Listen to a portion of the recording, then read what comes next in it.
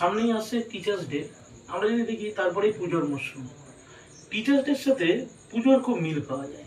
প্রথমে আমরা একজন দেবতার যেমন পুজো করি, যেমন টিচারকেও দেবতার মতো পুজো করি। তারপর যখন পুজো করা হয়, ভোগ দেওয়া হয়, আমরা দেবতাকে জিজ্ঞাসাও করি না তার কি ভালো লাগে, আমরা জানিও না। নিজেদের যা ভালো লাগে দেবতাকে খাওয়াই, বিভিন্ন উপহার দিই। তারপরে কি হয়, দেবতার সাথে নিজেরা সেজে গুজে এসে ছবি তুলি।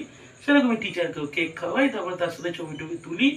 তোলার পরে কি হয়, আমাদের আনন্দ শেষ হয়ে যায়, দেবতার বিসর্জন হয়ে যায়। ঠিক সেরকম ভাবে টিচারের কাছে আমরা পড়া ছেড়ে দিই বা টিচারকে ভুলে যাই।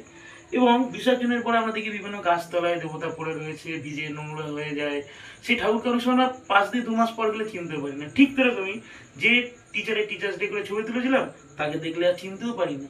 এবং আরও সময় গেলে, যেমন কোনো জায়গায় পরিত্যক্ত হয়ে পড়ে থাকে ঠাকুর, সেরকমই পরিত্যক্ত হয়ে যায় শিক্ষক।